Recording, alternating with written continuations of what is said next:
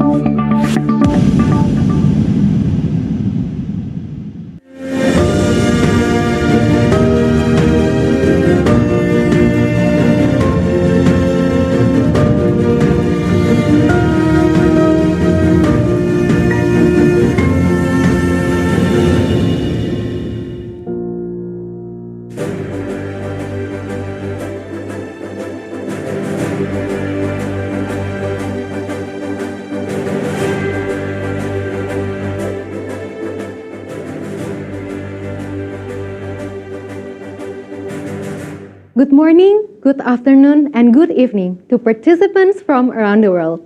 Please allow me to introduce myself. My name is Talia from Iria's Communication Department, and it is an honor to be your MC today. Excellency Ministers, honorable speakers, distinguished guests, ladies and gentlemen, welcome to the G20 High-Level Forum on Trade, Investment, and Industry. This high-level forum on trade, investment, and industry is a side event that will support the discussion on the priority issues of the G20 Trade, Investment, and Industry Working Group Indonesia. Distinguished guests, ladies and gentlemen, before we start today's session, we will first listen to the keynote speech from the Coordinating Minister for Economic Affairs of the Republic of Indonesia. Ladies and gentlemen, please welcome His Excellency Minister Erlangga Hartarto.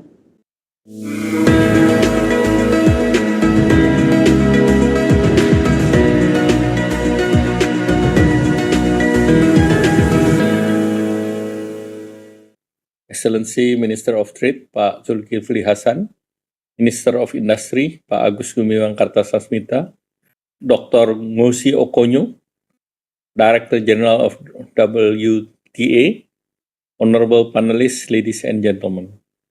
I would like to begin by extending my highest appreciation to the Minister of Trade and his team for arranging the high-level forum on trade, industry, and investment.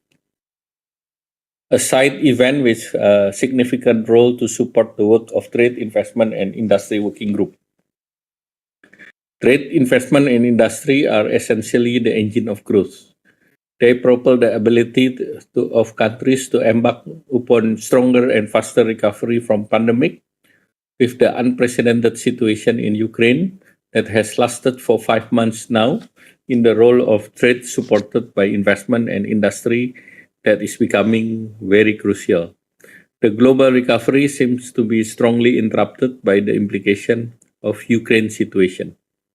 As a result of global growth projection that has been slashed to just 2.9% this year, which inflation may hike up to 8.7% in developing countries, leading to an increase of the cost of living for many ordinary citizens. This condition is expected to suppress real income per capita in 2023 to remain below pre-pandemic level in nearly 40% of developing countries. In addition, global food price soared nearly by 30% and energy price by 50%. If persists, more than 300 million people may experience severe food insecurity. With all the political and economic modalities, it is embedded with the G20 that will serve as a strategic platform to respond to those challenges. We cannot afford to be divided in our action and disunited in our vision for a better and stronger economic growth in the future.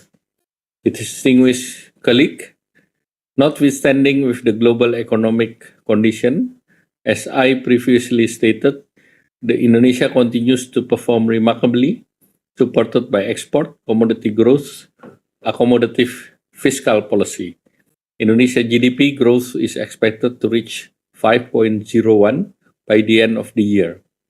On the monetary side, inflation remained around 4.35% year-on-year, as initially targeted by the Indonesian Central Bank. To date, Indonesia foreign exchange reserve is around 135.6 billion US dollar.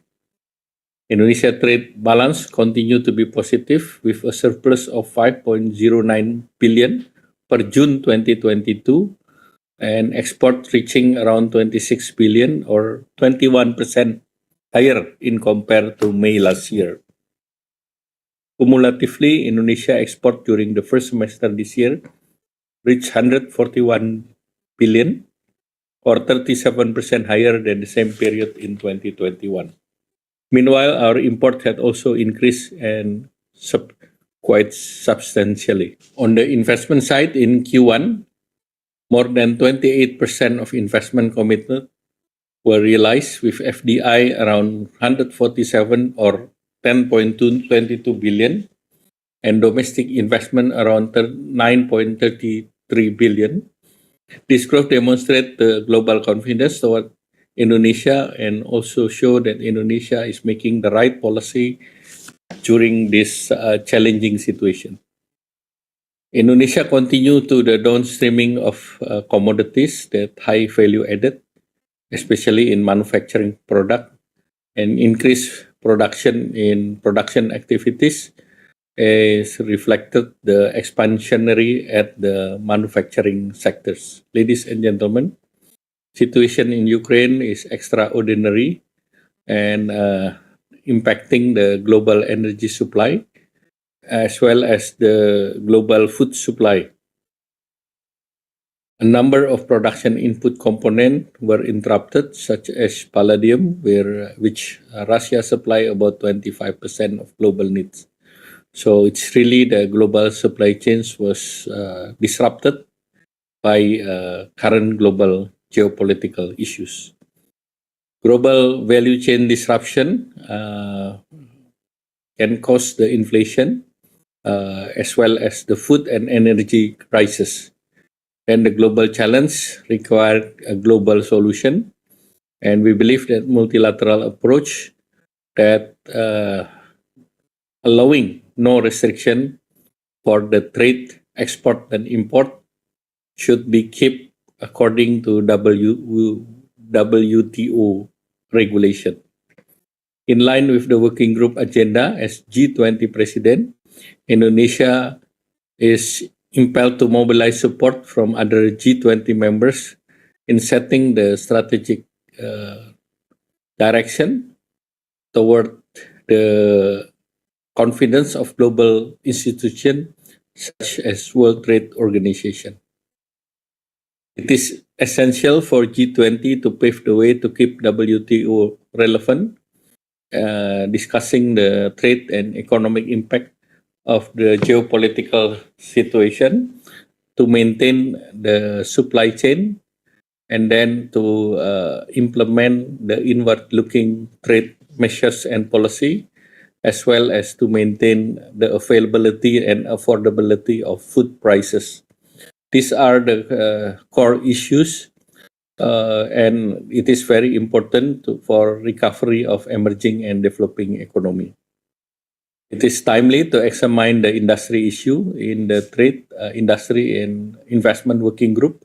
For many countries, industry serves as the economic backbone due to the multiplier effect to other sectors.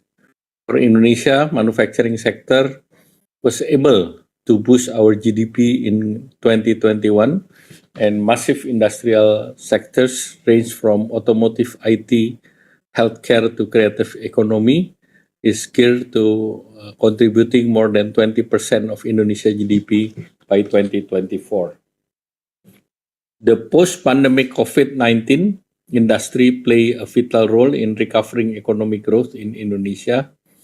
And within industry, the most important manufacturing has been to create employment as well as primary growth engine.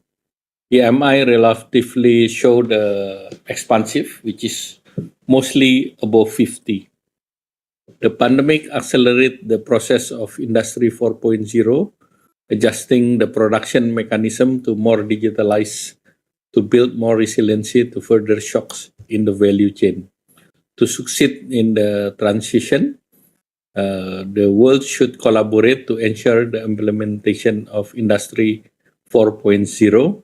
And in addition, the transition of Industry 4.0, hopefully also we can minimize the impact on the production and logistic costs, as well as to absorb shock in the global value chain. Indonesia is committed towards the energy transitions, and Indonesia encourage the solution that should involve the environment consideration based on accelerating of the clean energy through implementing more efficiency investment as well as through a technology input. Indonesia wishes that the trend of transforming the coal-based industry into green and sustainable one, and Indonesia proposed that G20 members to support the transformation of retirement or retiring of a project for fossil-based fuel power plant. I wish to extend that this forum could provide an avenue for G20 countries, as well as creating support and priorities in the Trade, Investment, and Industry Working Group. And I believe that the discussion will provide enrichment to practical and concrete solution. Thank you. I wish you all success meeting.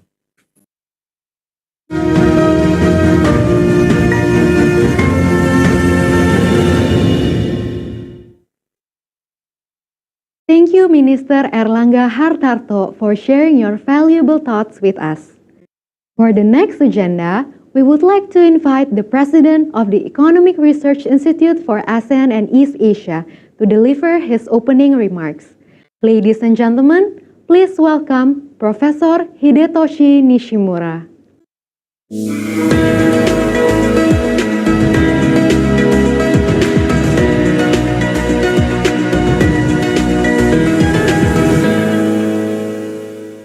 His Excellency, Coordinating Minister for Economic Affairs of Indonesia, Bapak Erlangga Hartarto, Excellency Ministers, Deputy Ministers of G20 countries, Excellency Ambassadors, Director Generals, Honorable Chairs and Speakers, officials and delegates, academic and business representatives, distinguished guests, ladies and gentlemen, a very good morning to you all. I hope you are all in healthy and well condition.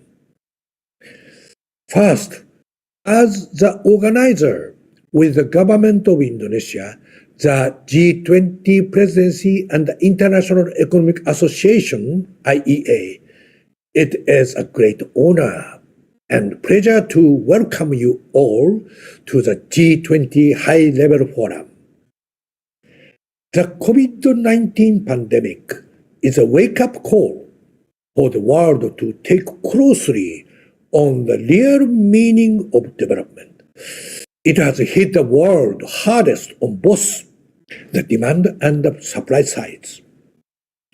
Countries around the world have made every effort to optimize the use of their fiscal and monetary capacities to respond to the pandemic.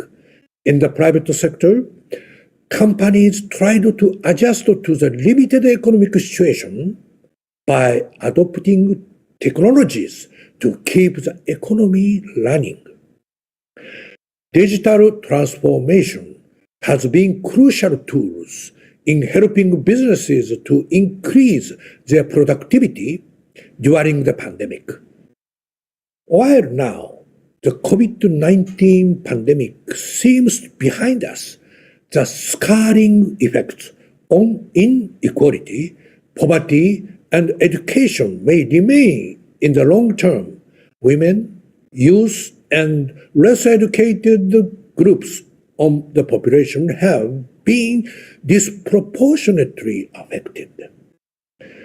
Poverty incidence has also increased in mostly low-income and lower middle-income countries. Further, the rising political tensions have increased uncertainties and negatively impacted the global economy.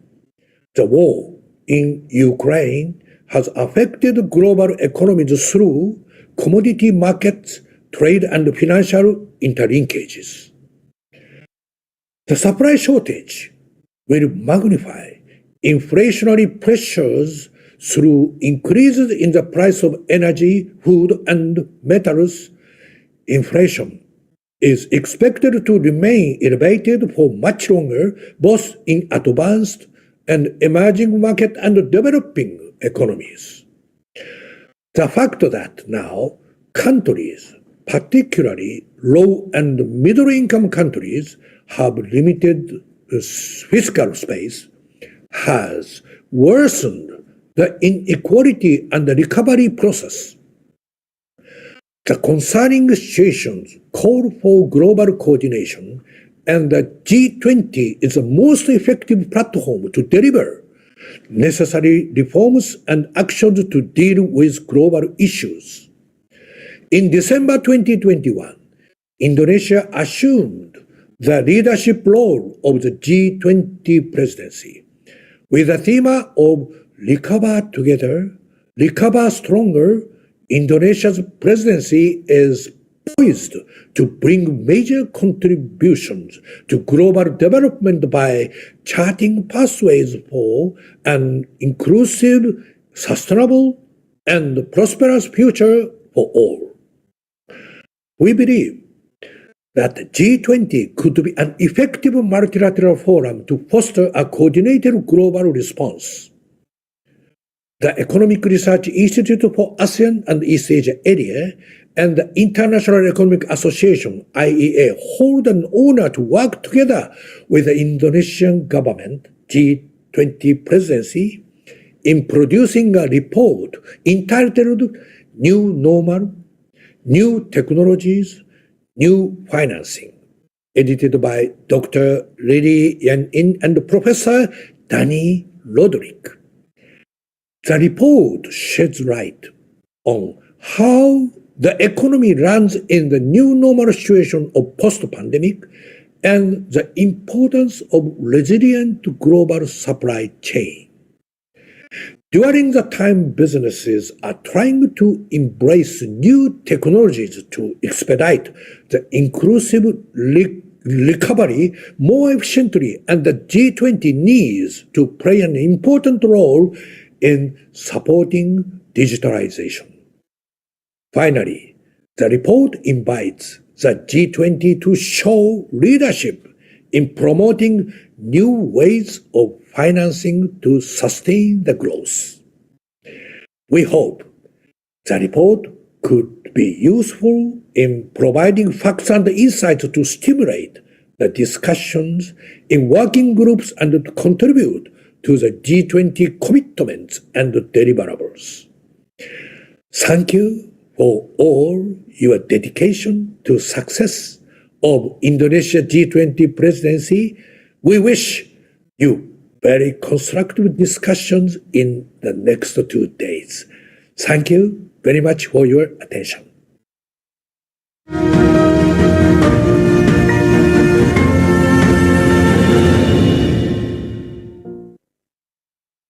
Thank you, Professor Nishimura, for the opening remarks.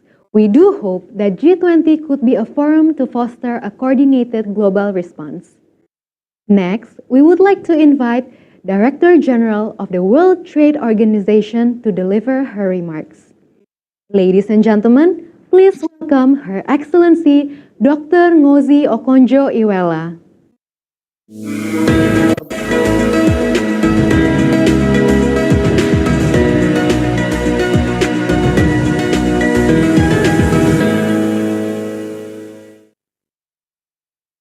Thank you very much for that.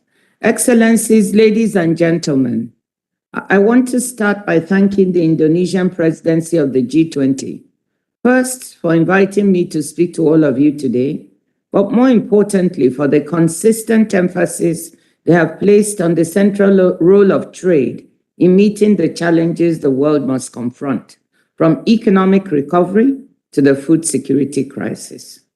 Thanks to His Excellency Coordinating Minister Hatato for emphasizing the need to support the WTO and the multilateral rules-based order.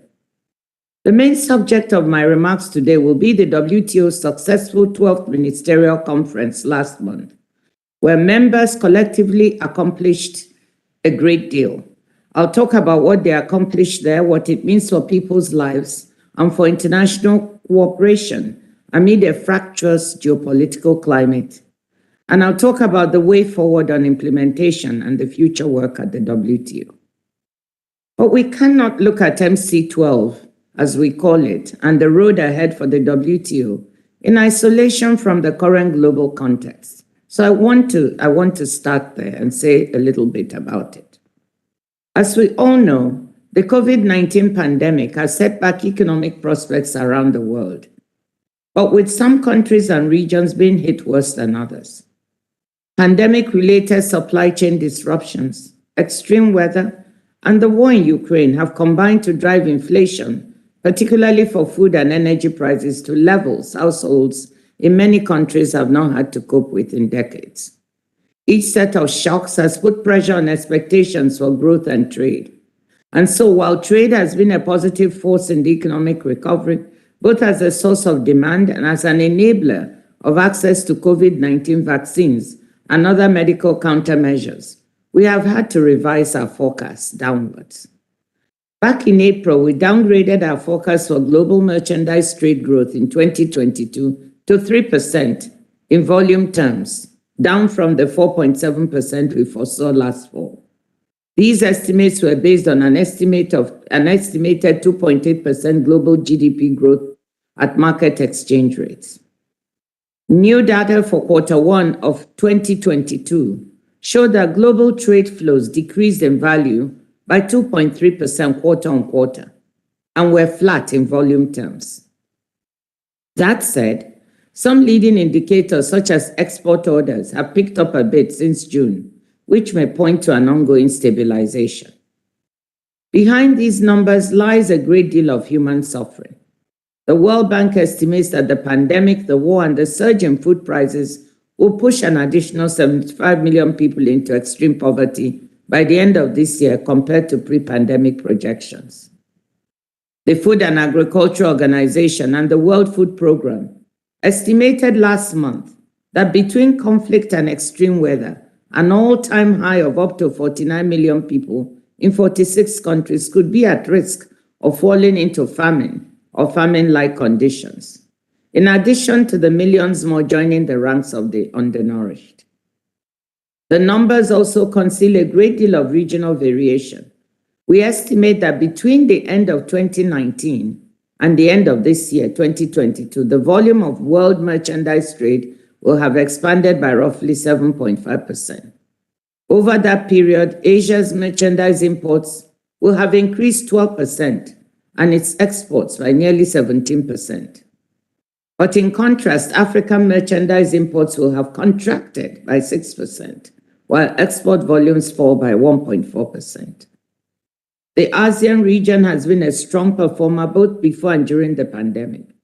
Between 2015 and 2019, ASEAN merchandise trade expanded more rapidly than in the rest of the world.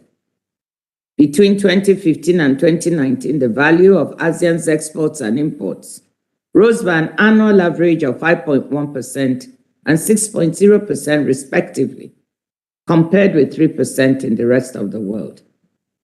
In 2020, ASEAN exports increased in volume, even as global exports shrank, while imports fell by less than the global average. ASEAN also outpaced the global average for growth in digitally delivered services exports, both before and during the pandemic. Many ASEAN economies registered especially rapid growth from a low base in the 5 years leading up to the pandemic. Cambodia's merchandise trade grew by 15% on average, Vietnam's by 13%, and Laos PDR's by 12%. This reflects increasing integration into international production networks as rising costs and a desire for diversification push supply chain investment to seek new locations.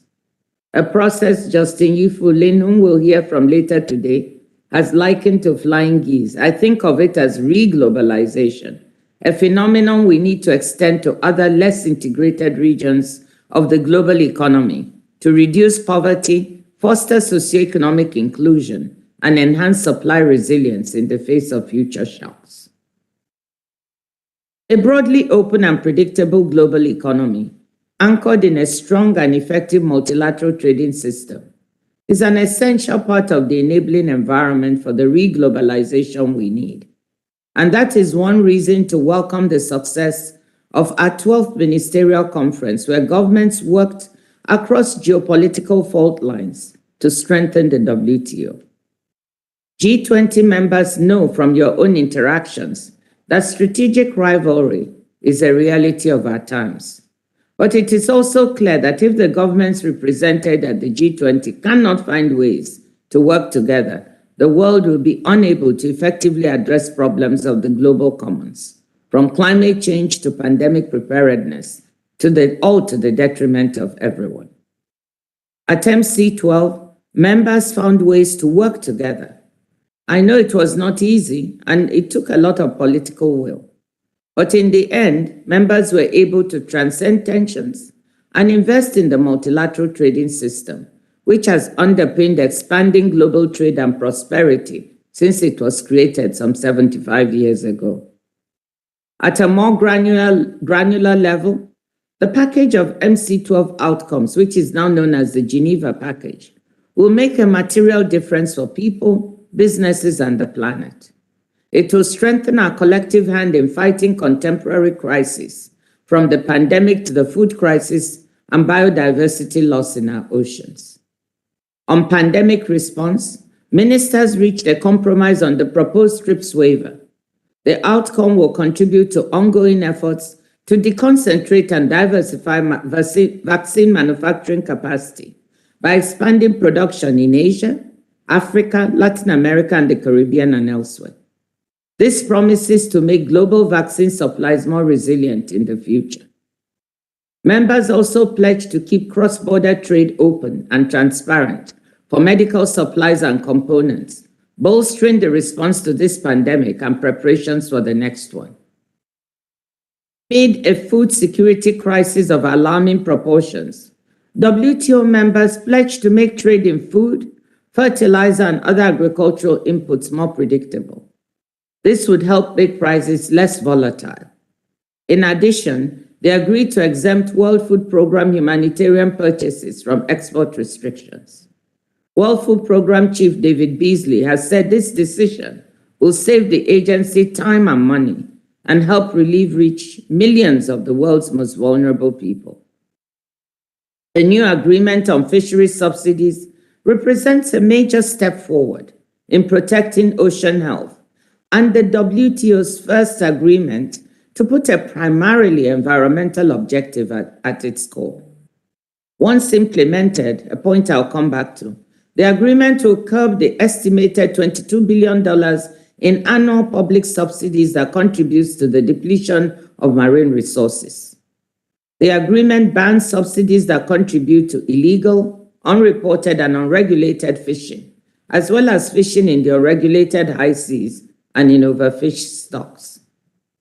In the digital arena, members agreed to extend a long-standing moratorium against levying customs duties on cross-border electronic transmissions. This is an area of tremendous importance for global trade. World exports of digitally delivered services have almost tripled in value since 2005. While members work to assess the impact of the moratorium, the extension will preserve predictability in the global digital economy. This is welcome for the millions of small and mid-sized firms that rely on cross-border digital services and markets. In other critical areas for the future of trade, WTO members recognize the role trade and the WTO can play in empowering women, expanding opportunities for micro, small, and medium enterprises, and achieving global climate change and environmental goals. And finally, members initiated a process of institutional reform to improve all of the WTO's functions. They committed to restoring the WTO's dispute settlement system to full functionality by 2024. Excellencies, in the month and a half since MC12, the feedback we've received from policymakers and business leaders has been overwhelmingly positive. Everyone is happy to see the WTO delivering results again.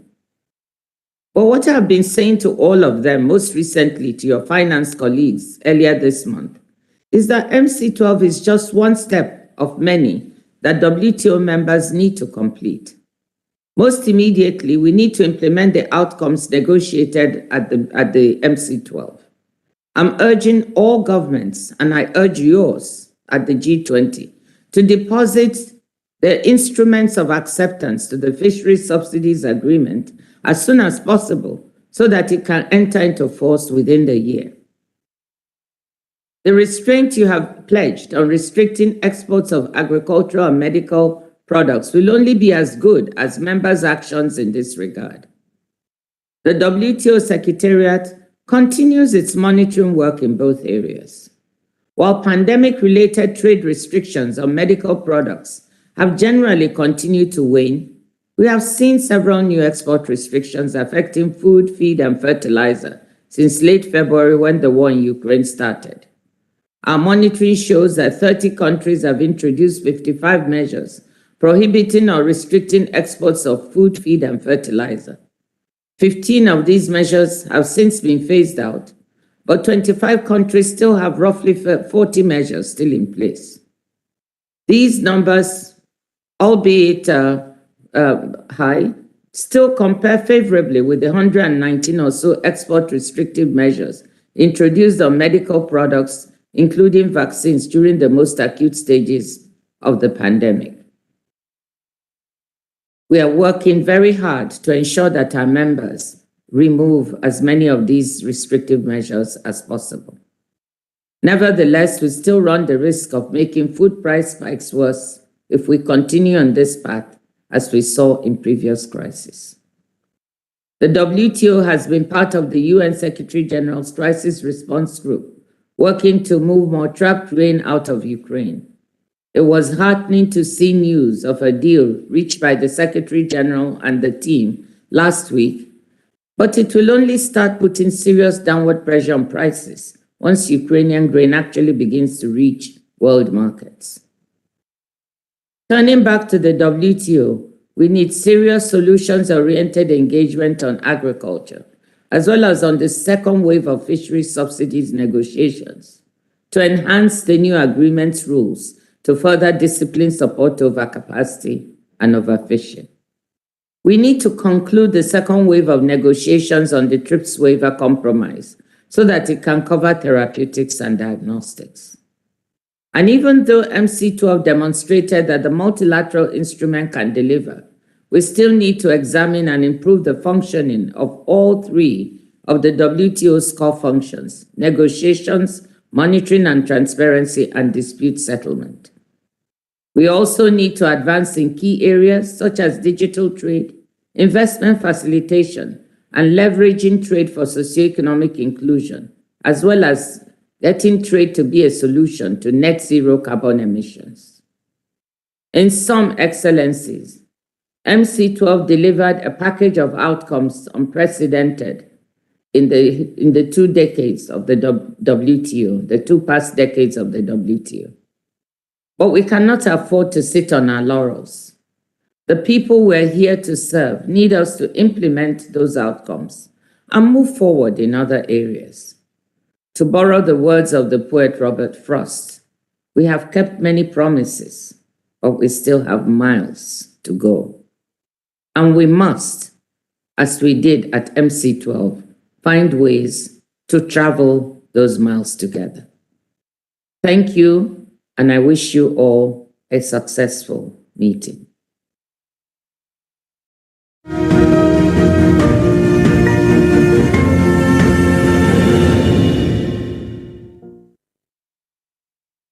Thank you, DG Ngozi, for taking time out of your schedule to be with us today.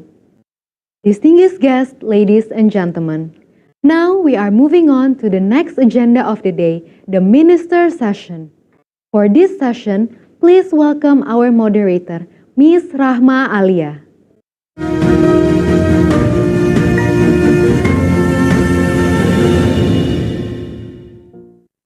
Thank you very much, Thalia, our MC, for a pleasant introduction. Welcome to the discussion panel on the TIIWG G20 High Level Forum. Thank you all for joining this session. My name is Rahma Alia, and I am very honored to be the moderator of this minister's session. Now, without further ado, I would like to welcome the Minister of Trade of the Republic of Indonesia. So please welcome His Excellency Dr. Zulkifli Hasan for his remarks.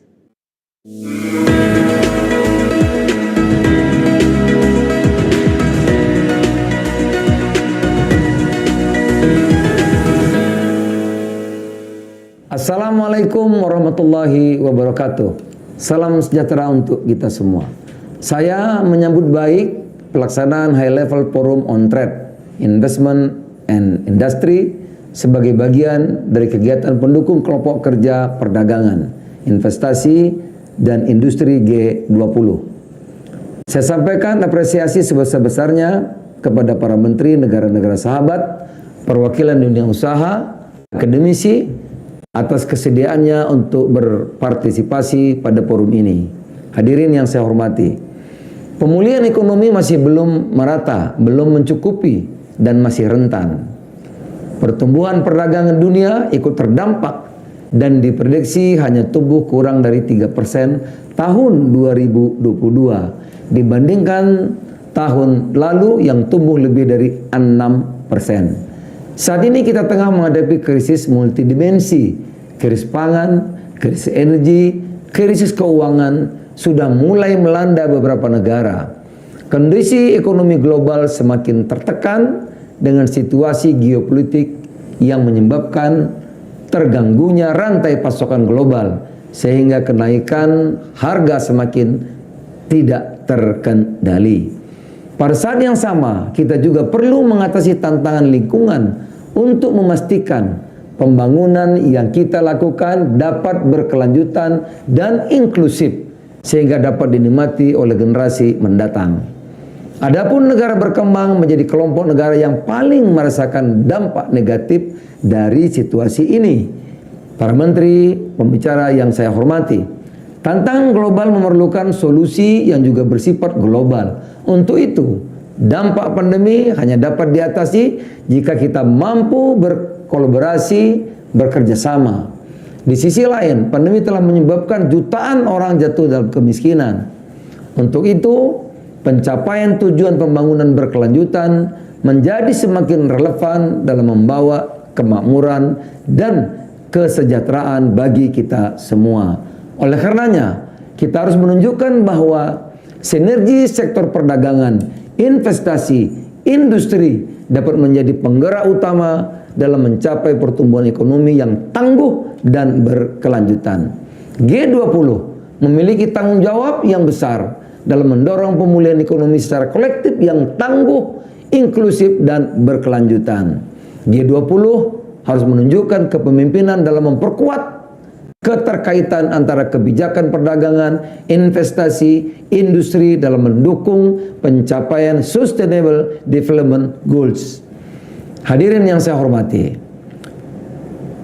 Presidensi G20 Indonesia mendorong seluruh negara anggota G20 untuk menciptakan terobosan dan hasil yang nyata. Saya yakin kelompok kerja perdagangan, investasi, industri G20 dapat menjadi bagian dari solusi global dan membangun kembali kepercayaan dan sinergi antara negara G20 dalam menghadapi tantangan ekonomi global itu. Hadirin yang saya hormati, forum ini penting untuk membangun konsensus, mendukung kesuksesan agenda prioritas kelompok kerja perdagangan, investasi, industri G20. Kelompok kerja ini harus membuktikan relevansinya dalam membawa manfaat hasil nyata tidak hanya bagi anggotanya namun juga untuk seluruh negara. Akhir kata, semoga forum ini dapat terselenggara dengan baik dan bermanfaat.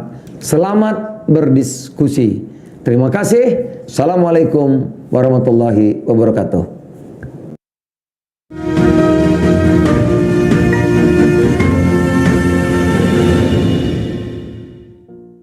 So that was the remarks from the Minister of Trade of the Republic of Indonesia. So thank you, Minister Zulkifli Hasan, for sharing your expertise with us. And next in line, ladies and gentlemen, would like to welcome the Minister of Industry of the Republic of Indonesia. So allow me to join and welcome him. His Excellency Minister Agus Gumiwang Kartasasmita.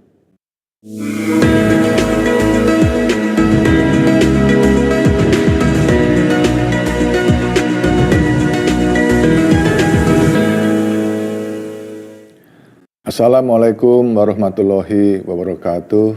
May peace be upon us all. Your Excellency, Mr. Erlangga Hartarto, Coordinating Minister for Economic Affairs of Republic of Indonesia. Your Excellency, Mr. Zulkifli Hasan, Minister of Trade of Republic of Indonesia. Mr. Hidetoshi Nishimura, President of IRIA. Mrs. Ngozi Onkojo Iweala, Director General of WTO, ladies and gentlemen, good evening to you all, and I join the other ministers to welcoming you all to this G20 forum. Like all other G20 TIIWG events under the Indonesia presidency, tonight and tomorrow's forum aims to bring out our best ideas, our best thoughts in laying out strategies to promote economic recovery. These goals we're aimed for can be obtained by aligning trade, investment, and industry policies with the achievement of sustainable development goals, putting in front as discussion of priority issues and expected deliverables of G20 TIIWG. Such alignments will also create a stronger, more resilient, sustainable, and inclusive economy by leveraging the potential of sustainable and inclusive industrialization. Ladies and gentlemen, the crisis and challenges that we have faced for the past 2 years has elevated the industrial sector's role in the world economy as provider of critical goods and jobs and driver of innovation. It has provided a learning curve for us to better address any future global challenges.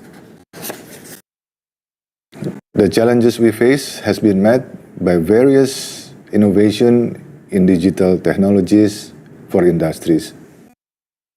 Other traditional economic sectors, manufacturing, agriculture, energy, and health, are also taking advantage of the opportunities offered by digitalization to increase their production efficiency and competitiveness. We have seen that digitalization has increased competitiveness with a smaller environmental footprint. It has also helped to expedite the process of the many SDGs goals, pushing economic growth and sustainability. We have found that industries that have adapted digitalization and automation are more resilient and agile in the face of the crisis. Nonetheless, transition towards Industry 4.0 poses several challenges in terms of social inclusion and equal access to advanced technologies. Ladies and gentlemen, the G20 TIIWG has focused its attention to the integrated approaches to advance Industry 4.0 and facilitate a systems approach to innovation and digital transformation. All in all, it sets the middle ground for inclusive and sustainable industrialization. For this to succeed, synergy and collaboration between stakeholders is needed to form a comprehensive and coherent 4.0 ecosystem by creating networks and building cooperation. We also would like to call upon G20 members to strengthen communication and collaboration in efforts to address common challenges and support inclusive and sustainable industrialization and global economic recovery. We acknowledge that there has been varied views and levels of support from country members on the inclusion of industrial issues on this working group. However, we cannot stress more on the importance of industrialization and digitization for the post-pandemic economic recovery. Given this all, we sincerely hope for your support to continue the industry issues in the G20 forum to achieve our mutual goals to recover together, recover stronger. Thank you, and I wish you a good discussion and a good evening.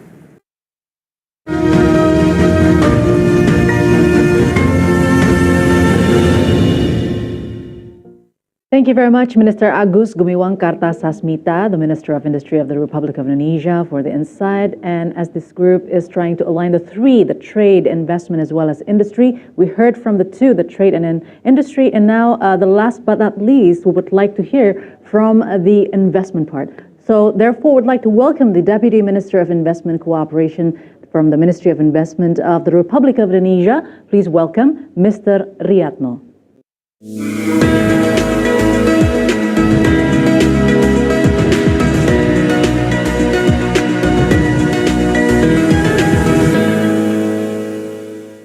His Excellency Coordinating Minister of Economic Affairs, Bapak Erlangga Hartarto, His Excellency Minister of Trade, Bapak Zulkifli Hasan,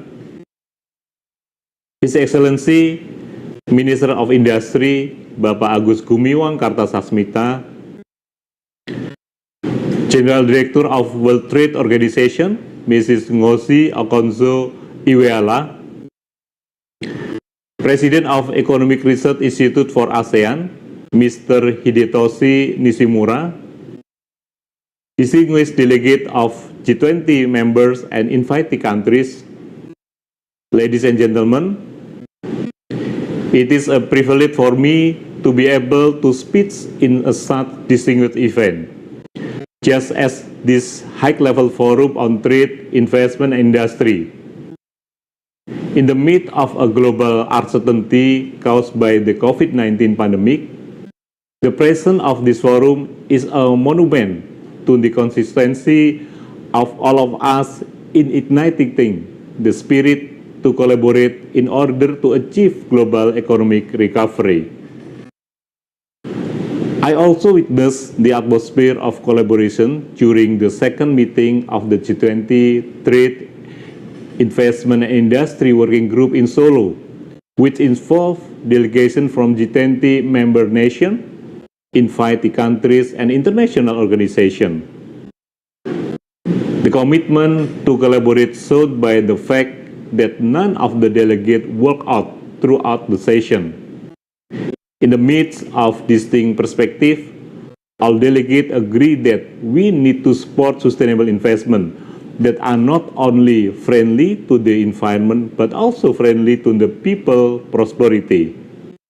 The delegate also agreed that sustainable investment should be oriented toward the promotion of the inclusive and mutually beneficial growth for all nations on an equal basis. I hope that the positive thought and dialogue at the meeting shall be retained together with the aim of the realize them promptly for the benefit of the common goods.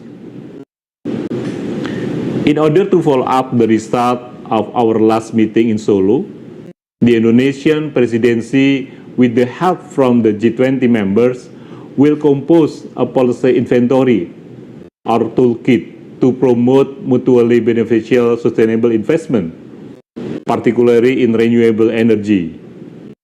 This policy inventory or toolkit will be arranged by the compiling existing best practice and lesson learned case in the sphere of sustainable investment from all G20 countries.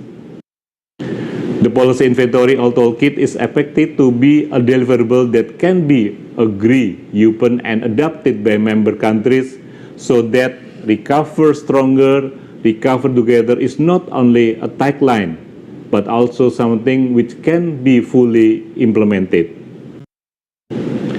Ladies and gentlemen, we are well aware that the global supply chain has been disrupted by COVID-19 pandemic and the current geopolitical situation, resulting the rise of inflation, food and energy crisis.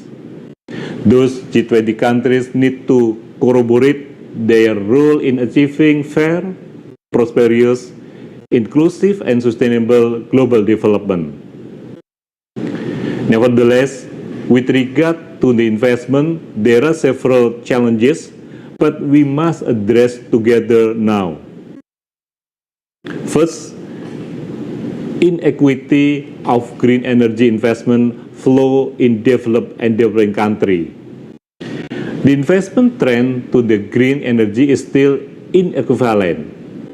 Only 1/5 of green energy investment are flowed to developing countries. In other words, 2/3 of global population only enjoy just 1/5 of the overall green energy investment. It is also important to discuss in the theme regarding the unfairness pricing of carbon credit between developed and developing countries. In the future, we need to reach an agreement on the rule of the game for a more equal carbon market between developed and developing countries. Second, sustainable investment must contribute to the prosperity of the people through industrial downstreaming. One of the primary issues facing many developing countries in the dependency on raw material. According to the UNCTAD, 2 out of 3 developing countries are heavily rely on raw material, whereas only 1 out of 10 developed countries in similar condition. Therefore, there is a link between dependency on raw material toward underdevelopment and poverty. Sustainable investment may improve in the welfare of the people and protect the environment through industrial downstreaming. For instance, downstreaming on raw nickel. Albeit nickel can be processed into electric batteries, developing countries still solely export their nickel in its raw form. Another example in the downstream processing of the bauxite. Instead of exporting raw bauxite, developing country may convert it into solar panel, as 90% of solar panel mineral requirements are made by aluminum, which is derived from bauxite.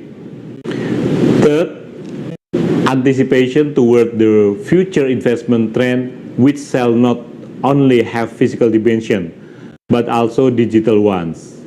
For example, there is an urgency in the growth of the big data analytic industry connected to the usage of renewable energy from all families. The mapping of the data will have a considerable influence on plan for the development of power plant at the national level. In the future, we will also need to alter investment regulation and incentive in order to have a better anticipation on the digitalization trend of sustainable investment. Ladies and gentlemen, prominent guests, I fully encourage you to be able to give your best contribution by giving solutions toward ahead challenges with my limit global economic recovery under the framework of G20 collaboration. In this forum, I'm also confident that your opinion will be extremely beneficial for the future generation, and one day it will become a world historical record and be remembered in the future. Thank you for your attention. May the world in the future becoming more stable, fair, and prosperous that give benefit to all.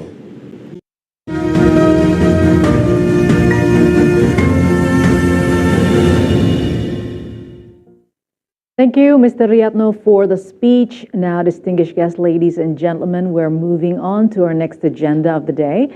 Now, we will start our panel discussion. As we know, there are 6 priority agendas on the TIIWG in G20 this year, and that's going to be discussed in the next ministerial meeting, which will be held in Bali in September. Now, today's topics, there are going to be 3 subtopics that we're going to be discussing. The first one is achieving Sustainable Development Goals, or SDGs, via stronger, inclusive, and transparent WTO and multilateral trading systems. The second one is the role of sustainable, innovative investment in addressing global economic and environment challenges. And the third one, ensuring sustainable and resilient industry through Industry 4.0 to support economic recovery.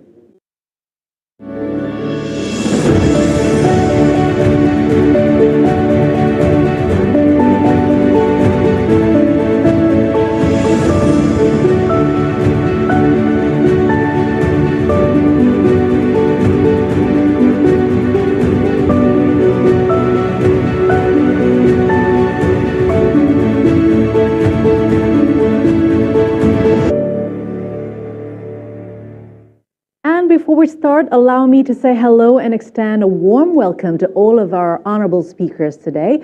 Ladies and gentlemen, as we know that we are entering a very, very difficult times in the pandemic, and also there are a lot of global tensions happening, causing the global supply chains and also food securities, as well as the fuel crisis in this world. That therefore the G20 this year is super challenging, as Indonesia also holding the presidency. Now, we know that the TII is a working group that is hoped can be the enabler as well as the motor for the economic recovery, and in the hope that the economic recovery can be accelerated as well as inclusive for all of the country members, especially in the G20 members.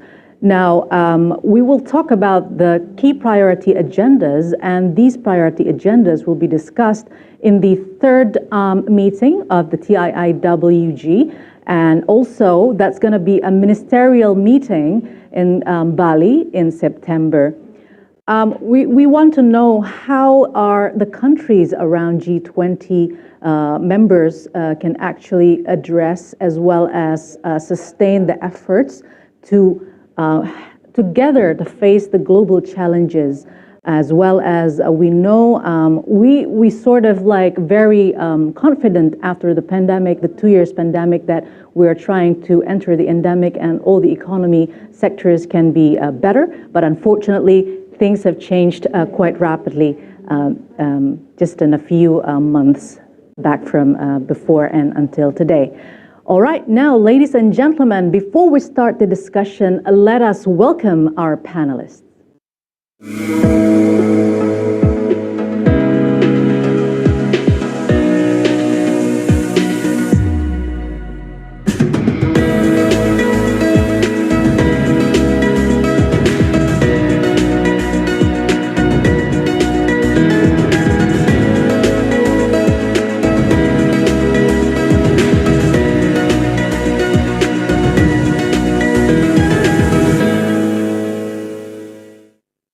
There you are. You have seen now on the screens all of our honorable speakers there. So I'd like to greet all of you one by one. Let's begin to greet our Vice Minister of Trade of the Republic of Indonesia, His Excellency Dr. Jerry Sambuaga. Selamat malam. Very good. Welcome to you, sir. Yeah, I hope you can hear me clearly. And also, I'd like to welcome Minister of Commerce and Industry of India, His Excellency Mr. Piyush Goyal. Welcome to you, sir. And here we have also Minister of International Trade, Export Promotion, Small Business and Economic Development of Canada, Her Excellency Ms. Mary Ng. Also, welcome to you. And she will be joining shortly with us, so we'll just wait for her to come. And next, I would like to also extend my greet and welcome to the Director of Investment and Enterprise of the United Nations Conference on Trade and Development, or UNCTAD, Mr. James Zhan. Welcome to you, sir, as well. Very good to have you here. and to the Director, Department of Program and Partnership Coordination of the United Nations Industrial Development Organization, or UNIDO, Mr. Jaime Moldealba. I hope I pronounced your name correctly. Welcome to you, sir. And we plan to have Minister of Trade, Industry and Competition of Republic of South Africa, His Excellency Mr. Ibrahim Patel, also joining us here today. But unfortunately, he can't make it due to other duties and trade negotiations, and he is still in Ghana. So unfortunately, he cannot be here with us today. All right, ladies and gentlemen, honorable speakers, we are so grateful that you're here for the high-level forum of the G20 TIIWG.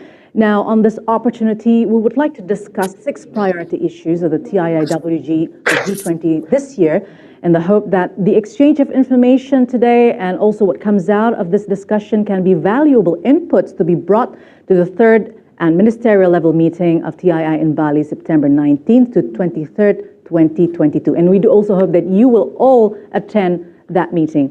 Now, to start off, let me invite Minister of Commerce and Industry of India, His Excellency Mr. Piyush Goyal, who will be giving his remarks. Thank you very much, Rema.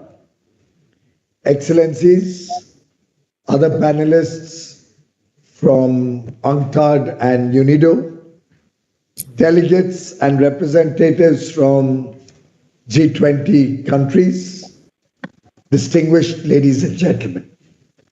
It gives me immense pleasure to participate in this forum and engage in issues related to achievement of sustainable development goals through the multilateral trading system, role of sustainable investments in addressing climate change and other environmental challenges, and sustainable economic recovery. These, I understand, were also discussed in the working group meetings of the G20.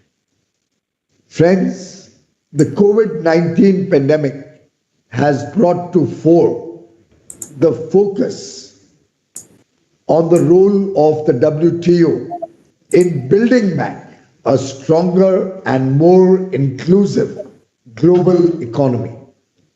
India, being one of the founding members of the GATT and of the WTO, has been a vocal supporter of the multilateral trading system and attaches great significance to WTO's role in achieving the 2030 Agenda for Sustainable Development, specifically goals related to poverty reduction, zero hunger, health, and industry, innovation, and infrastructure.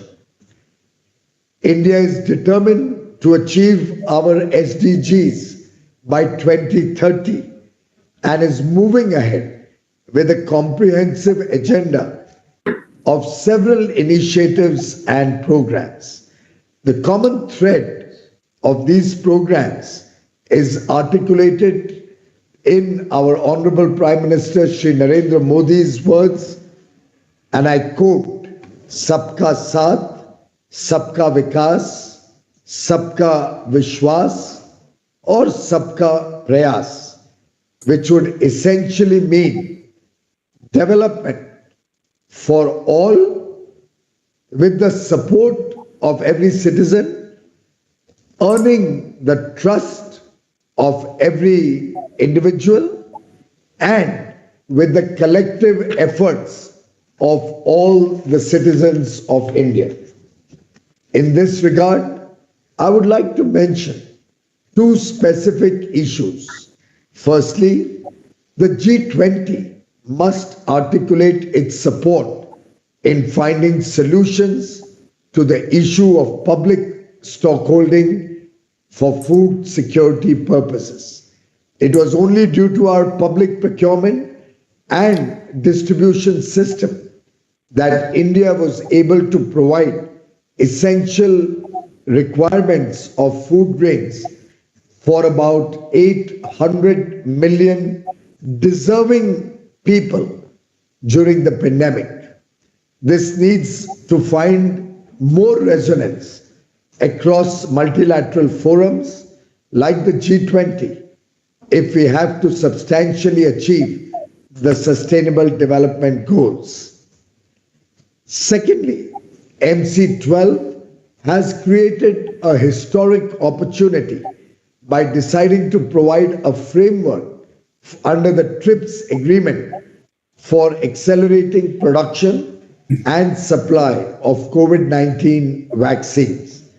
I would like to urge the G20 member countries to work on ways and find solutions so that we can extend this decision to cover the production and supply of COVID-19 diagnostics and therapeutics within the agreed 6-month time frame. This will certainly go a long way in achieving health for all, which is Sustainable Development Goal number 3.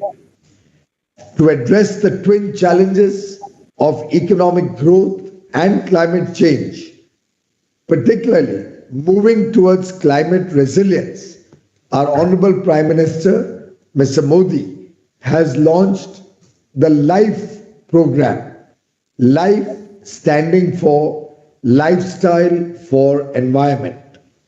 This aims to address the challenges being faced by our planet by bringing focus on human-centric and the collective efforts for furthering sustainable development.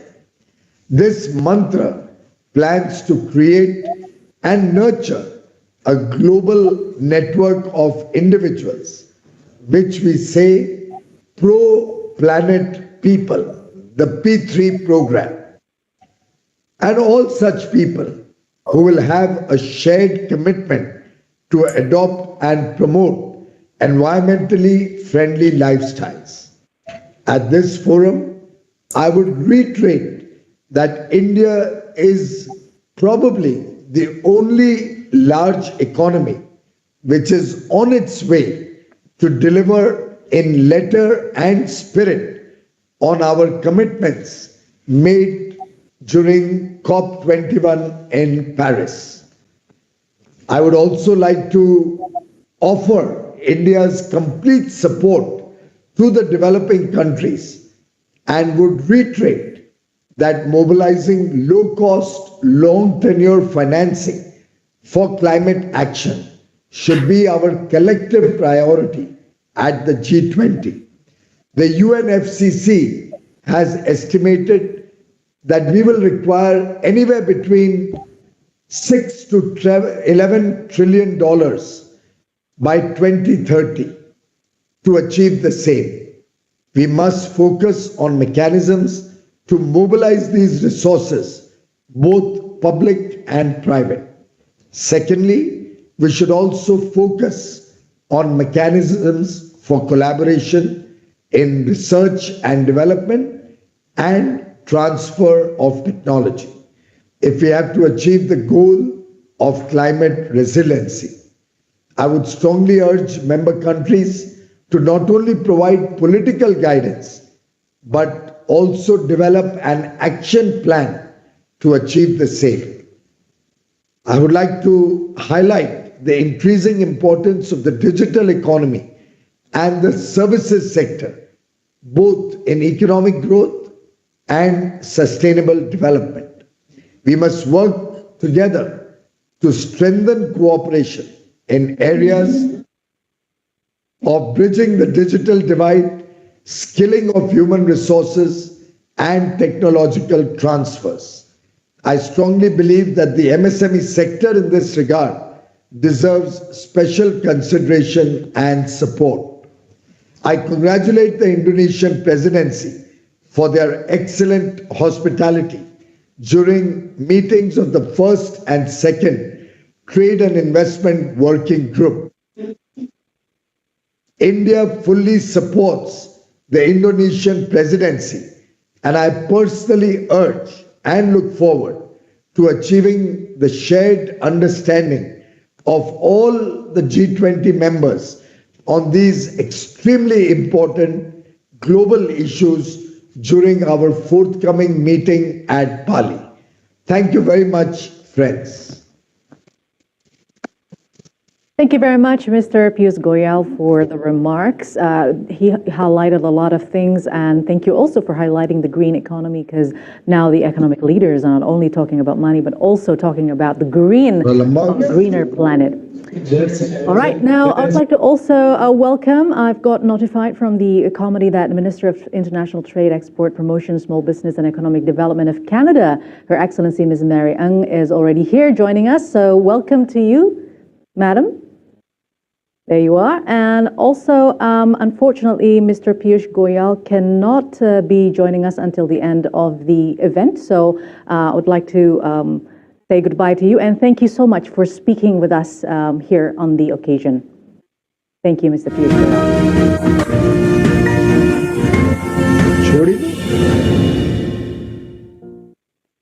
Now, this is a very, very critical moment, especially for the presidency of G20, because we are in a very challenging situation. So to begin our discussion, I would like to address the same question to all of the speakers that we have today. Just over 2 years after the pandemic, the world economy is again in danger. The time it is facing high inflation and slow growth at the same time. Inflation in major economic countries had already been rising throughout 2022 due to increased demand caused by the war in Ukraine and the continued disruption of many value and supply chains.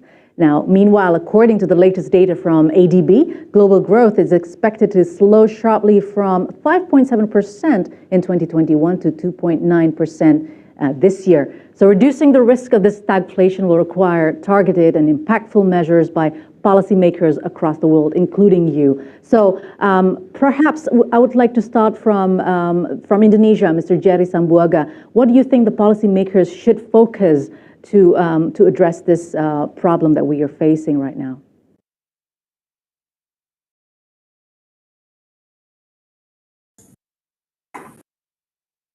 Mr. Jerry, unfortunately, we can't hear your voice. Oh, you can hear me? Okay. You can hear me now? Yeah, we can hear now. Okay, sorry about that. Yeah. Go ahead, sir. Thank you, Mbak Rahma. Thanks, and all the distinguished participants. I would like to emphasize that trade plays a key role in driving recovery from the COVID-19 pandemic and, of course, the current geopolitical tensions.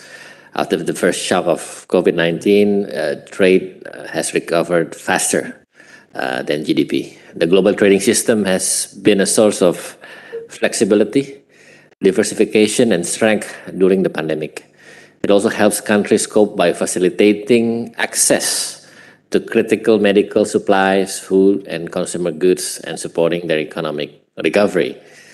Trade cooperation is instrumental in improving resilience to shocks. It promotes greater diversification of products, suppliers, and markets. It's actually points to ways trade can sustain economic resilience for households, firms, governments, and particularly when supported by complementary domestic policies and effective global cooperation. Anticipating, evaluating, and managing risk is key to preparing for shocks. Diversifying supply sources and destination markets are two strategies for doing so. Trade could also mitigate climate change risk by facilitating the adoption and deployment of environmental goods, services, and technologies, including clean and renewable energy. Trade can also contribute to climate change adaptation by bridging the difference between supply and demand across regions. The COVID-19 pandemic and current geopolitical tensions have also highlighted the role of digital technologies in building resilient global supply and value chain, as well as benefit all people, particularly MSMEs and women-owned businesses. Digital transformation has contributed to the resilience of global value and supply chains, reducing the cost of engaging in international trade, and empowering firms of all sizes to reach global markets. Digital trade facilitation policies remain key in offsetting some of the time and cost increases experienced by firms of all sizes, against supply chain disruptions. Digitalization also contributes to the environment and climate sustainability by significantly reducing CO2 emissions and waste. Indonesia will encourage collaboration with the private sector to strengthen the effort in bridging the digital divide by building digital infrastructure, improving digital capacity for the vulnerable and underrepresented, and access to finance. Partnership with the private sector could also play an important role in Indonesia's transition to a green economy through sustainable investment and industry. Indonesia will encourage sustainable investment facilitation agenda that can support Indonesia's industrial downstream policies through technology and knowledge transfer. We will ensure Indonesia's export of value-added products can be part of the decarbonization effort. Thank you very much, Mr. Jerry Sambuaga. It's very interesting how Indonesia is working very hard as well to achieve the carbon emission lowering the carbon emission, especially by 2030. Hopefully we can all achieve that as well. And again, this is a collective action. Now, I would like to go to our next speaker to answer that. The focus for policymakers, what should we focus on? Mr. Jaime Molde Alba, could you, what is your perspective on this? First of all, allow me to thank you for this opportunity to bring in Unido's view. I will mainly focus, if you allow me, on a couple of issues because so much has been said already. I will not go into details when it comes to trade. I would like to focus on a couple of issues, namely digitalization, also deepening global value chain integration. Allow me, in terms of promoting digitalization, perhaps to refer to the efforts that should be made to improve productivity, to boost the production and the supply of goods. Digital technologies play a role here that is crucial. We have documented in the 2022 Industrial Development Report the asymmetric impact of the pandemic that was observed across regions, countries, firms, and workers. And that asymmetric impact basically reflects the difference in the context within which the actors operate and also their capacity to respond to crisis.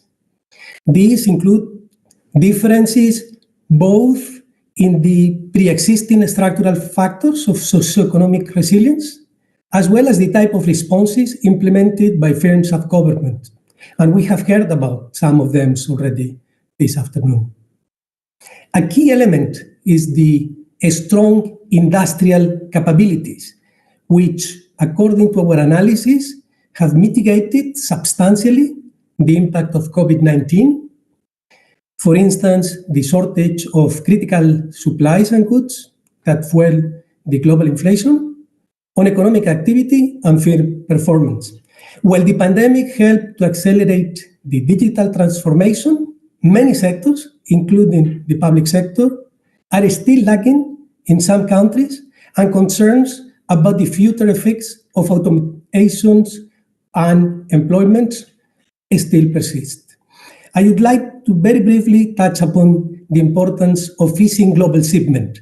We all are confronted with the news in all media, and for that, governments might wish to consider measures to ease the blockages of global shipment, extending operating hours of port handling, streamlining the clearance of goods, incentivating the workforce development in the sector of logistics, and facilitating the movement of goods within and across borders.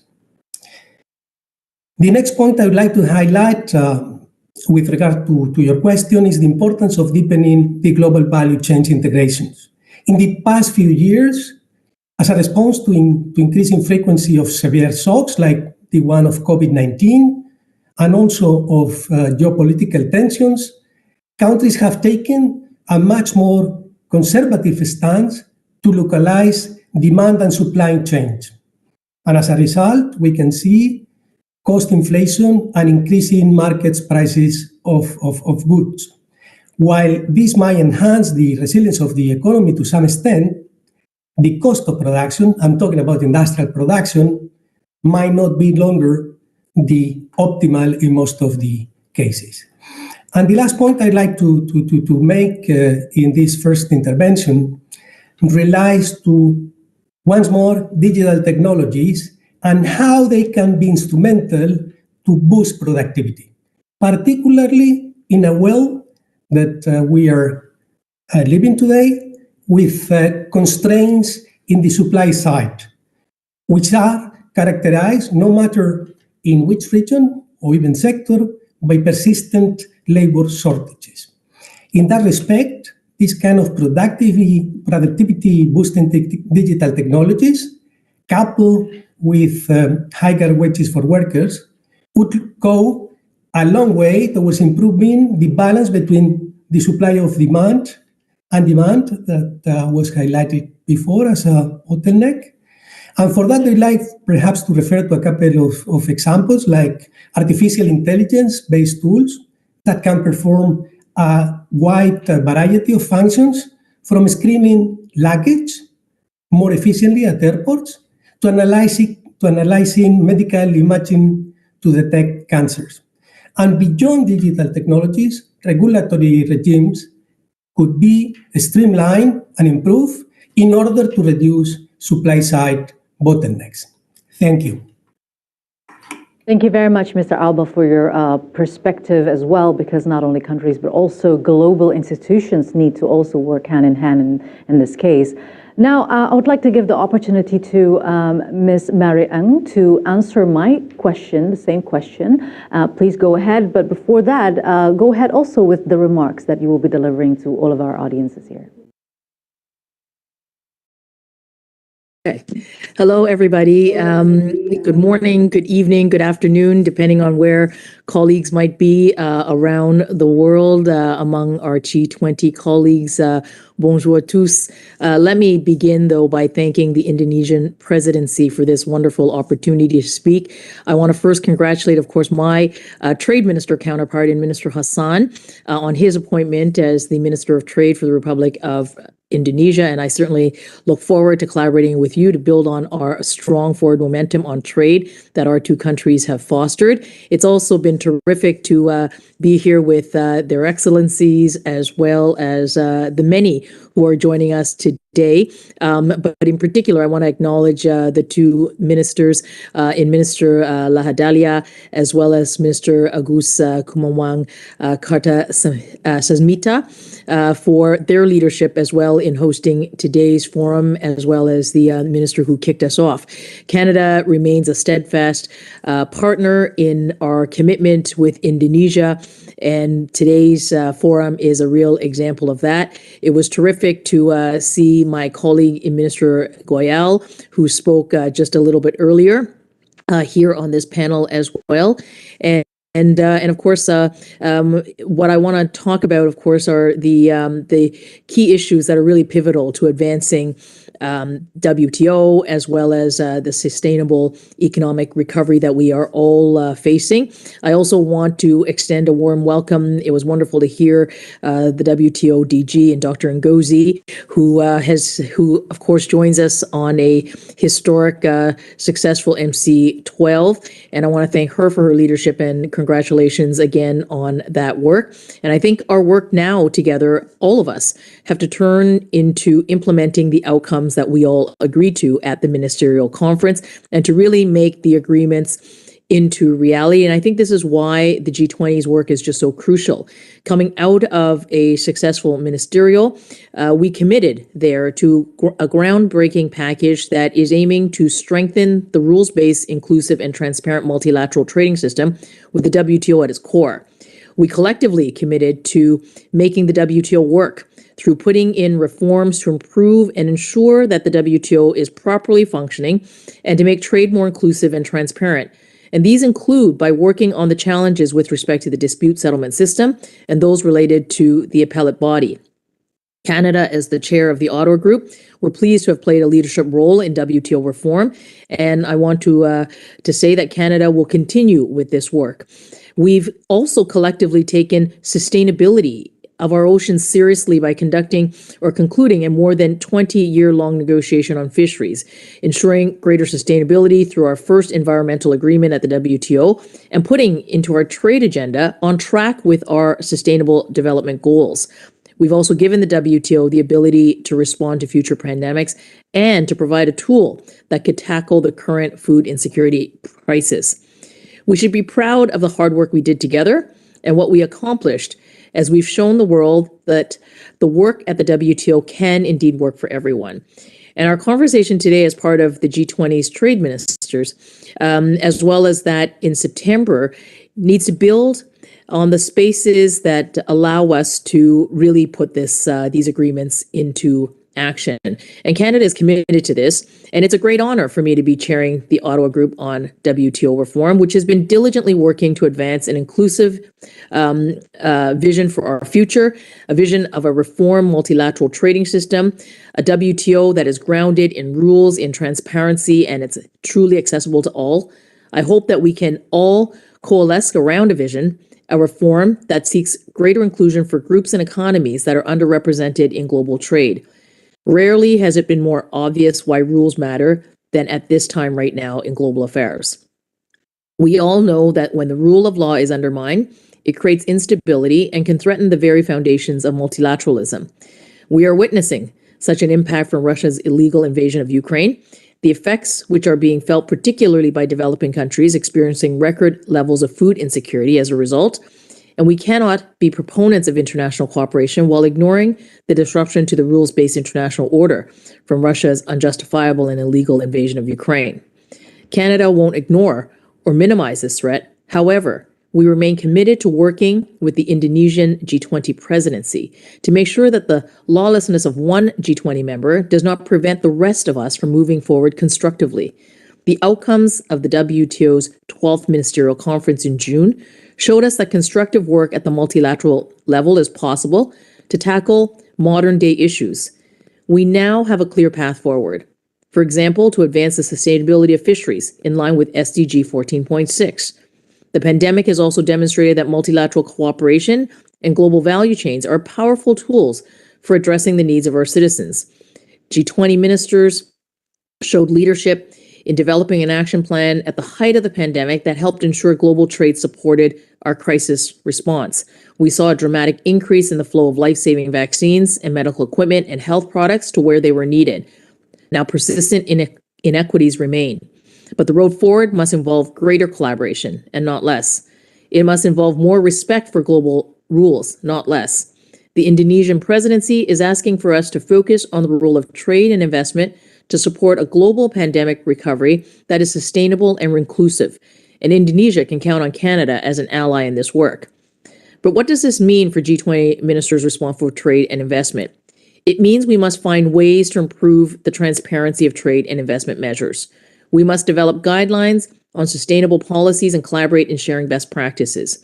We need to address existing barriers, including those exacerbated by the pandemic, and that have prevented underrepresented groups, whether it's women, indigenous peoples, youth, from participating fully in global trade. There are initiatives in each of these areas at the WTO that we should be supporting as a G20. For example, the WTO informal working groups on MISMEs and trade and gender are key vehicles for addressing Sustainable Development Goal 5 on promoting equality for all women and girls. Canada has been a leading gender equality donor for the past 3 years, as this is a priority for our government both here domestically, but as well internationally. This is both right, but it also makes good economic sense. In Canada, the full and equal participation of women will add up to $150 billion to our economy. And if the world follows suit, a $12 trillion to the global economy by 2030. Canada also believes that our trading system can and must help us advance environmental sustainability and help us honor our environmental commitments. I welcome the Indonesia presidency's emphasis on this priority. We can use this forum to encourage all G20 members to participate in the structured discussions on these issues that Canada has the honor to co-chair in Geneva alongside Costa Rica. and is supported by more than 70 members on the environment and trade. Another area where the G20 can show leadership is by supporting the WTO Aid for Trade initiative. It's an important role to play in stimulating inclusive growth and promoting sustainable development. This initiative creates opportunities to extend the benefits of trade to emerging economies as well as developing and least developed countries. It can help reduce the recovery gap between developed and developing countries. Canada is pleased to be a strong supporter of this initiative. Let me conclude my reflections on the trading system by noting that the importance of a fully functioning dispute settlement system. The G20 can and must highlight its critical importance. Until the WTO system is fully restored, I encourage all G20 members to participate in the interim appeal arrangement, or otherwise known as the MPIA. It remains the best tool now available for ensuring that the rules of the WTO are binding and enforceable, creating a more even playing field for all trading nations. Now, turning to the role of sustainable investment, it's critical that we work together to address the global environment crisis that is before us. Now is the time to expand investment and to leverage all financing flows, including innovative financing instruments and private sector investments. The 2030 agenda should continue to be our roadmap. Canada's path towards net zero is part of a global movement that is creating markets for low carbon technologies. Foreign direct investment can play an important role in increasing global clean technology innovation. And G20 discussion should focus on ensuring policy coherence between domestic and international. Member nations can start by ensuring that domestic regulatory environment provides the stability needed for investors. And we must encourage policies that attract investment in green sectors and contribute to achieving environmental goals such as those laid out in Paris and in the UK agreements. The G20 can look at sharing best practices while also encouraging multilateral development banks and multilateral organizations to work with developing countries to help create the right enabling environment for FDI. This is why Canada encourages other members to join the WTO Joint Statement Initiative on Investment Facilitation for Development. It aims to facilitate investment by fostering a transparent and predictable regulatory environment. These open, inclusive, and transparent negotiations are exactly the type of pragmatic initiative that we can take to help respond to important global trade and investment. Let me conclude with some thoughts on sustainable and a resilient industry. Embracing the shift to an increasingly connected world and a digital economy is critical for future prosperity. Throughout the pandemic, businesses demonstrated their resiliency by transforming business models, adapting supply chains, using digital tools, leveraging remote work, and developing new products and services. As trade and investment leaders, we can support innovation and the strengthening of Industry 4.0 ecosystems across the globe by sharing information and best practices. We can help level the playing field by streamlining regulations to promote global investment and trade. Our full engagement in the initiative on e-commerce at the WTO would send a powerful signal to our innovative sectors and furthering the aspirations so that all economies can participate in the digital economy. As Canada's minister responsible for both trade and for small businesses, let me finish by emphasizing the importance of targeted investments for small businesses. And in the area of digital, just as an example, the Government of Canada allocated more than $4 billion for small business technology adoption. These kinds of investments can yield huge dividends by boosting e-commerce presence.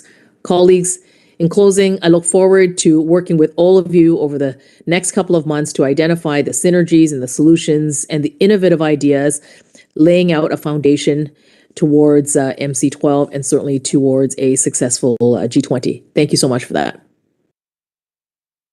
Thank you very much, Minister Mary Ang, also answering my question. This pre-COVID pandemic trend placed a major constraint on government responses to confront the urgency of the pandemic, and in the medium term restricts their capacity to recover in the face of emerging shocks, such as the climate disasters, those associated with the conflict in Ukraine. So experts and policymakers identified critical policy agendas, and we need to support all for the economic recovery across the developing regions, especially in 2022. Now, I would like to hear one more time from one of the speakers here that I have not asked yet, Mr. James Jean from UNCTAD. So here's your chance. Please, what is your take on this? Thank you very much, Rama. This is a great opportunity for UNCTAD to join the discussion, and thank you for the Indonesian presidency. Here, just to answer your questions, that gap for SDGs and energy for developing countries. According to our estimates, that the annual investment needs for achieving the SDGs globally stands in the order of 5 to 7 trillion US dollars per year. And for developing countries, the current level of investment in these sectors leaves a kind of annual investment gap of 2.5 trillion US dollars. So as regard to the energy, that we see the annual clean energy investment in developing countries need to increase by more than 7%, 7 times from the less than 150 billion US dollars in 2020 to over 1 trillion US dollars by 2030. So it's a great kind of a challenge. I think the Deputy Investment Minister of Indonesia, Mr. Reno, has just highlighted the overall trends of the energy investment and also the key development issues and the concerns. So here I just wish to emphasize the importance of the strategic role of private sector and how we need to leverage the private sector participation in filling the gap. And it will be critical that investment promotion facilitation focus on attraction of sustainable investment that can contribute to economic development by enhancing supply capacities, adding values, and establishing linkages with domestic firms. Allow me to highlight some of the opportunities and the challenges. For opportunities, we have seen that the world has now started moving towards green energy, and the key opportunities arise from several dimensions. First is the sustainability imperative, that we see the global efforts for achieving SDGs of energy for all and the long-term commitments to renewable energy provide the impetus for policymakers and investors alike to direct resources to renewable energy. The second is the energy market transition, that increasing international cooperation on climate policies as called for by the COP27 could scale up climate investment in all countries. And the third opportunities relates to the drive towards energy security, as we have seen that energy-related security challenges expand the demand for energy investments. And in this context, the surge in oil prices associated with the current international situation will accelerate the efforts to diversify energy production and increase investment in renewables. And the fourth opportunities that relates to spillover effects, that we see that investment in renewable energy can support a range of additional development outcomes. And these include health benefits as well as reduce the poverty and the creation of a value added and the employment opportunities among the energy sector value chains. The challenge is also great, and in that sense, we see many challenges, in particular for international investment that are faced with a series of constraints that includes the political and institutional barriers, such as the absence of clear government policies and the lack of coordination between various stakeholders in energy-related areas at the national and international levels. There's also kind of regulatory barriers, including those related to the energy market structure, the efficiency of licensing and permitting procedures, access to land issues, the rule of law, and the third set of challenges related to economic and financial barriers, such as those linked to the high initial capital costs and high risk perceptions related to renewable energy, and the small size of many renewable projects and companies, and inefficient use of incentives and the limit of markets in developing countries. And also there are kind of technical barriers, such as those related to the low infrastructure investment in transmission, transmission, distribution, and energy storage, and all that intermittent nature of renewable energies. So there are solutions for that with regard to strategies, policies, and promotion. I think the Minister of Canada, Mary Nin, has already pointed out quite a few key policy directions, and here I just wish to complement that. First, relate to the strategies. I think that countries need to embed sustainable investment promotion into their renewable energy development strategy and embed renewable energy development into their investment promotion programs. So this is what I call double embedding in creating synergies and ensure policy coherence in their strategies. Second, the policy-related issues. Policies need to provide confidence for investors in renewables, and they also need to promote the sustainable development benefits from such investment. The examples include improving energy market enabling regulatory frameworks, allowing independent power producers, for example, preparing bankable, standardized power purchasing agreement templates, adopting transparent and fair rate adjustment, for example. And also with regard to enhancing the investment facilitation and risk mitigation, there are also measures can be taken to improve the permit processing access to information, as well as fostering clarity, stability, predictability of the regulatory regime. Governments can also facilitate technology upgrading that include modernizing transmission and distribution networks to increase connectivity, automation, and coordination between suppliers, customers, and the networks. There are also policy measures can be put in place in providing effective incentive schemes for encouraging sustainable investment. That includes, for example, new schemes for SDG advancement targeting specifically clean energy, climate incentives, but also to bear in mind, of course, the implications on the ongoing global tax reforms. Government can also improve access to finance, that conditioning the cost of financing on achieving decarbonization targets or other mechanisms to mitigate risks and offering additional return potential and create more investment opportunities. Government can also maximize development impact that includes supporting host economies manufacture of renewable energy products and services, promoting technological upgrading and the renewable energy value chain, and boosting domestic capacity and facilitating business linkages, particularly in value-added in downstream sectors. So there can be a range of promotion measures at international level. To answer your question, there could be some initiatives for international collaboration.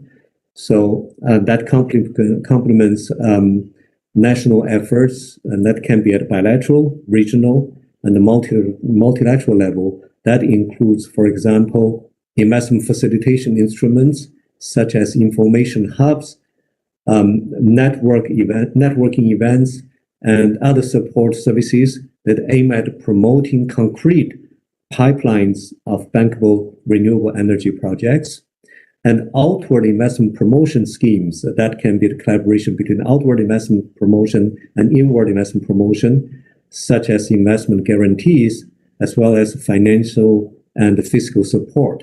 There can also be the measures to actively promote of renewable energy technology collaboration, aimed at promoting R&D and facilitating technology dissemination services.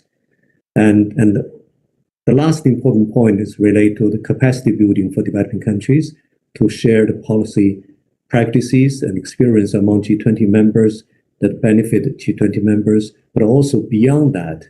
And this best practices in promoting sustainable investment in renewable energies, that G20 is now making the efforts to compile their policy practices as policy toolkits that can be commendable, that can also be used as a guidance and the reference document for international organizations and multilateral development banks to provide their assistance to developing countries. So in sum, there are myriads of challenges, opportunities for promoting investment in renewable energy, but it's also quite a number of ways and means to address that with concerted efforts at the national and international level.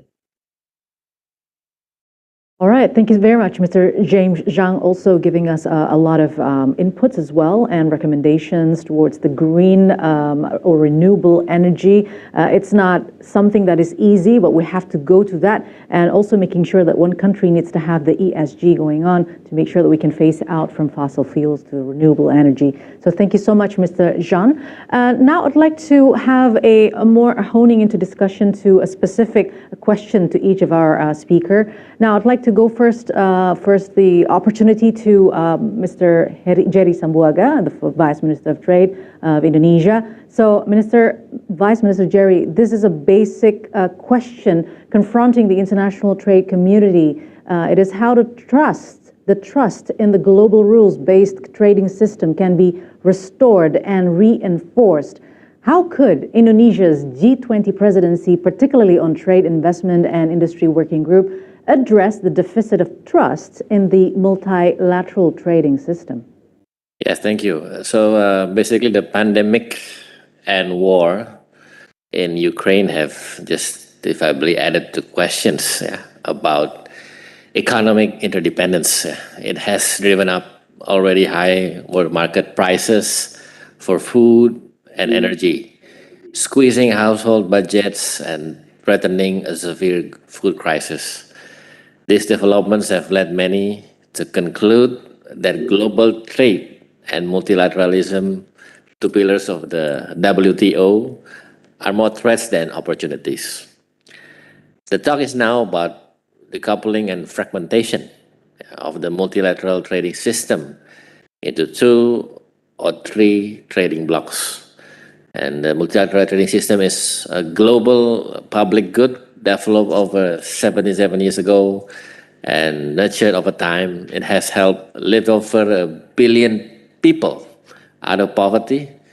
It is not a perfect system, but rather than retreat from it, we should invest in and strengthen it. We should reform the WTO and upgrade its rules to cope with the 21st century challenges. G20 Trade Industry Investment Working Group must address rebuilding trust among countries through improving all functions of WTO, notably WTO negotiating and monitoring function and dispute settlement system. Advancing negotiations is critical to modernizing the WTO's rulebook, reducing trade distortions and conflicts, and delivering tangible, balanced, and inclusive agreements with a view to raising standards of living, ensuring full employment, and pursuing sustainable development. Strengthening transparency, information sharing, and policy deliberations are key to enabling companies, consumers, governments to understand better, navigate, and benefit from the global trading system. A fully and well-functioning dispute settlement system accessible to all members is essential to upholding a rules-based system security, predictability, and legitimacy. Importantly, G20 Trade Investment Industry Working Group will encourage countries to balance the dialogue, accommodate different views, and of course, enhance mutual understanding. Thank you. Thank you very much, Mr. Vice Minister, I would say, Jerry Sambuaga, for also setting the tone once again for all the TII member countries here of G20 to work hand in hand again to face the global challenge. Now, I would like to go to the next one here to Ms. Mary Ng. So, Minister Mary Ng, the opportunities of small, medium enterprises or SMEs, now we know that this is happening in all countries, not many countries actually, that it becomes the backbone for the economic recovery. Now, the global value chains are also enormous for this SMEs. Participation in value chains exposes them to a larger customer, as well as opportunities to learn from large firms and from engaging and surviving in the hotly contested sectors of the global marketplace. However, though, Minister, the penetration of global value chains also presents huge and often daunting challenges for SMEs. So could you elaborate, based on your experiences, on how collaboration between public-private sectors can support MSMEs integration into GVCs? Yeah, thank you very much. That's a really important question because often micro, small, and medium-sized businesses have actually been left out of the formation of global value chains. And, as the division of production processes or cross-border trade takes place mostly within networks of transnational corporations. Here in Canada, I have the wonderful but humbling opportunity to serve both as the trade minister for the country, but also Canada's economic development and small business minister, because I think Canada, like many economies, the lion's share of our economy are made up by those very small and medium-sized enterprises, those micro businesses. And we've seen, throughout the pandemic that they have been disproportionately impacted, but on the one side of the equation, but on the other side of the equation, the economic growth and the trade and the employment, the poverty alleviation and the innovation, and then therefore their internalization is in fact really key to realizing inclusive growth and development. We are very committed to an inclusive growth agenda where in growing our economy here, at the very heart of it has got to be micro, small, and medium-sized businesses and those that have been traditionally underrepresented.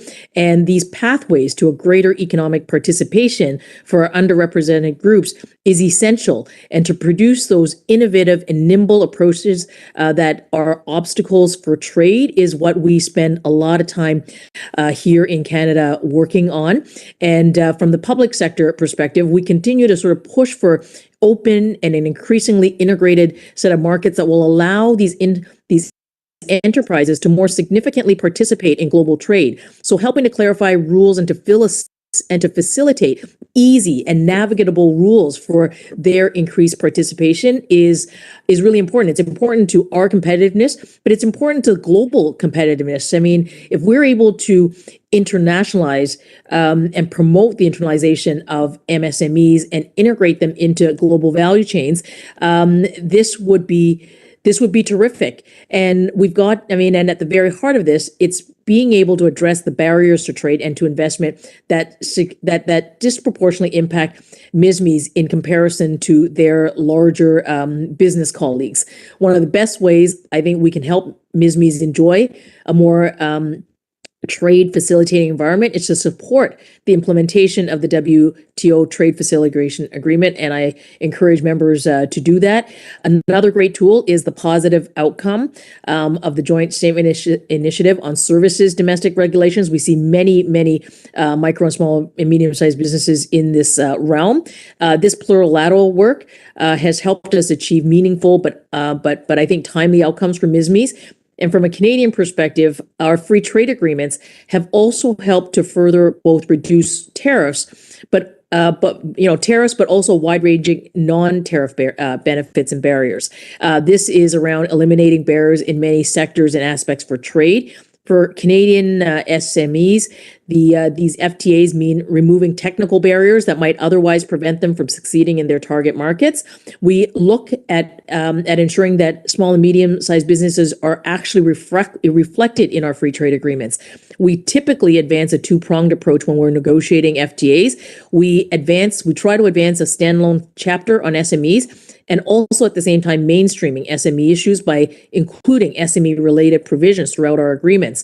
The first such agreement that Canada was a part of that had a standalone chapter on SMEs was indeed the CPTPP. And since then, Canada has concluded additional free trade agreements with dedicated SME chapters. A good example of that is the Canada-USA-Mexico agreement, where we modernized this agreement and had at the heart of it an SME chapter. We've done this with the Canada-Israel FTA. We're recommending SMEs under a Canada-EU comprehensive trade agreement and making some and encouraging more work to be done to facilitate SMEs and their growth.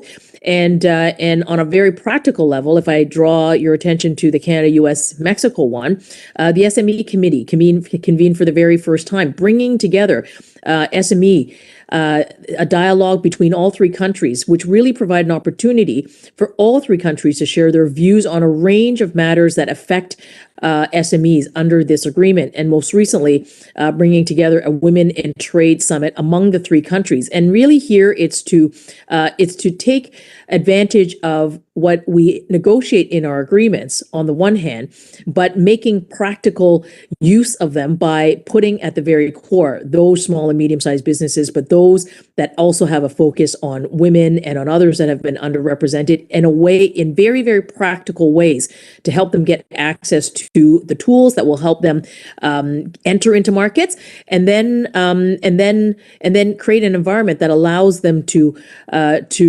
grow. So for Canada, we're going to continue to be very committed to helping our businesses grow here domestically, but in doing so, we're a small country by population. So making sure that they really are able to take advantage of market access, but to do so with rules that will provide them the ease of opportunity into access into those markets and certainly into those global value chains. So it's asking the large corporations and organizations to be a bit intentional and deliberate at looking into those value chains and whether or not in those value chains they can really bring up those micro, small, and medium-sized businesses. And I can't think of even a better sector than that, which we are all trying to tackle around climate and how we might be able to do that and facilitate that as governments.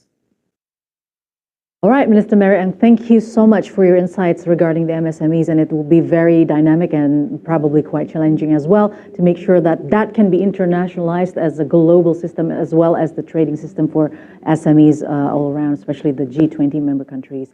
Now, unfortunately, we are running out of time. There are a lot of things to be discussed, but the time won't allow us to do that today. So I'd like to thank once again all of our honorable speakers that have spoken and answered questions as well.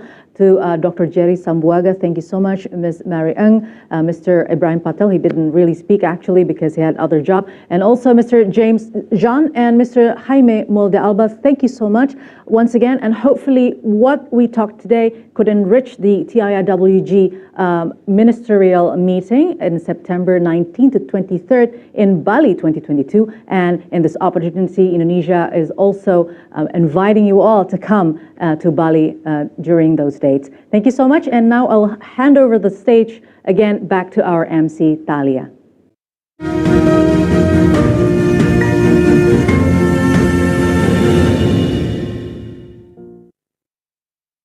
Thank you, Ms. Rahma Alia, for leading such a constructive discussion, and all speakers for sharing your views and expertise with us today.